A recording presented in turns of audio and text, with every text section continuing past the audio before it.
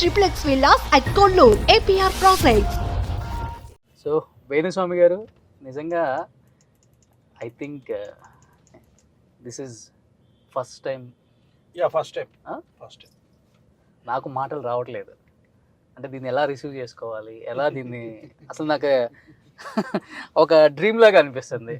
అంటే వేణుస్వామి గారు ఎంత పవర్ఫుల్ పర్సనో అందరికీ తెలుసు, both the Telugu states and విదేశాలలో ఉన్న తెలుగు వాళ్ళకి అండ్ ఇంగ్లీష్ వాళ్ళకి కూడా తెలుసు, తెలుగు ఎన్ఆర్ఐస్కి ఎక్కువ తెలుసు. కానీ మీరంటే ఒక గౌరవం, ఒక భయం, ఒక భక్తి మూడు ఉంటాయి అందరికీ. అలాంటిది ఈరోజు రోషన్ దగ్గర అంటే సొసైటీ కోసం ఇంత చేస్తున్నప్పుడు మనం కూడా మన వంతు మనం దీంతో పాటు ఇది కూడా ఉండాలి. చాలా మందికి తెలియదు యాక్చువల్గా. ఇప్పుడు మా ఆవిడ లాస్ట్ ఐ థింక్ 10 years నుండి ఒక 15 మంది రేప్ విక్టిమ్స్ని దత్తత తీసుకున్నాం మేమిద్దరం భార్యాభర్తలు కలిసి.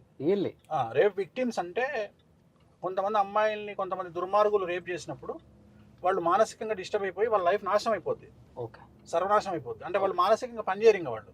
సో వాళ్ళకి ఏమవుతుందో కూడా వాళ్ళకి తెలియదు. అంటే ఉదాహరణ, వాళ్ళకి మెన్సెస్ పరిస్థితి ఏంది, వాళ్ళకు బట్టలు ఉన్నాయా లేవో తెలియదు.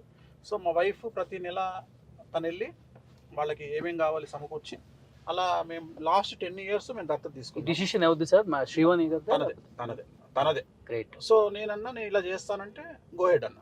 సో అప్పటి నుండి మనం రెగ్యులర్గా చేస్తూ ఉంటాము. అట్లనే నేను రెగ్యులర్గా నేను చాలా అంటే సోషల్ మీడియాకి వచ్చి నేను బయట జనాలకు చెప్పకపోవచ్చు, కానీ చాలామందికి చాలా నేను చేస్తూ ఉంటాను. అంటే నాతో అయింది ఏంటి అంటే ఇప్పుడు పూజలు చేయగలుగుతాను నేను, హెల్త్ బాగాలేదు పూజలు చేయడము.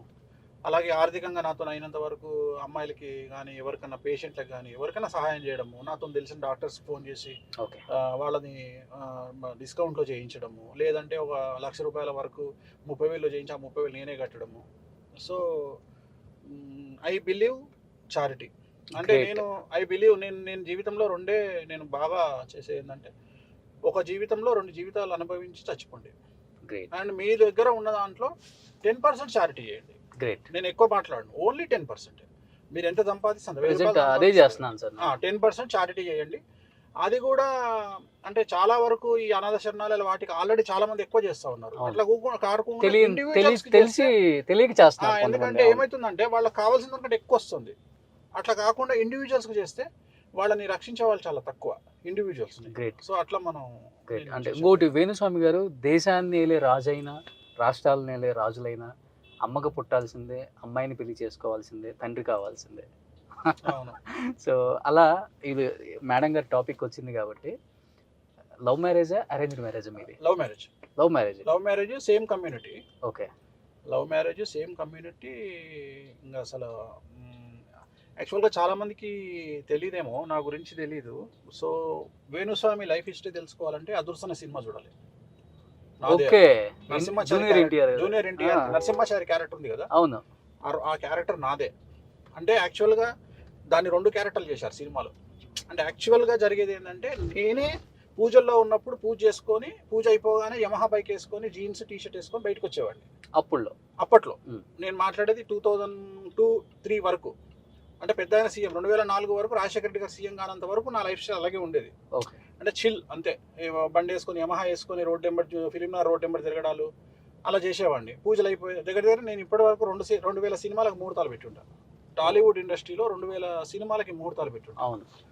సో అలా నా లైఫ్ అలా కంటిన్యూ అయింది కాబట్టి నా లైఫ్ స్టైల్ అంతా ఆ 2 క్యారెక్టర్లు, ఒకటి నరసింహాచారి క్యారెక్టర్, ఇంకోటి విలన్ అబ్బాయి క్యారెక్టర్, 2 కలిపి తీశారు సినిమా. సో దాంట్లో కూడా లవ్ స్టోరీ ఉంటుంది. దాంట్లో లవ్ స్టోరీ లాగే నయనతార ఎంత అందంగా ఉన్నారు, మా మేడం కూడా అంత అందంగా ఉంటారు. సో నాది కూడా సేమ్ లవ్ స్టోరీయే. సో నేను హైదరాబాద్ 96 to 99 వరకు నేను హైదరాబాద్ బీజేపీ ప్రెసిడెంట్ చేశాను, ఏబీవీపీ. అప్పుడు నేను ఏబీవీపీలో పనిచేసేది. నేను కాలేజ్ చదువుకున్నప్పుడు, నేను డిగ్రీ చదువుకున్నప్పుడు. సో నాకు మొదటి నుండి పొలిటికల్ సైన్స్ నేను తీసుకుంది, EP economics, public administration, political science తీసుకొని నేను చేశాను. సో అట్లా నేను ఉన్నప్పుడు తనని లవ్ చేసి, డైరెక్ట్గా లవ్ ఏం లేదు, డైరెక్ట్గా వెళ్ళిపోయి నేను పెళ్లి చేసుకుంటా చేసుకోండి సింపుల్.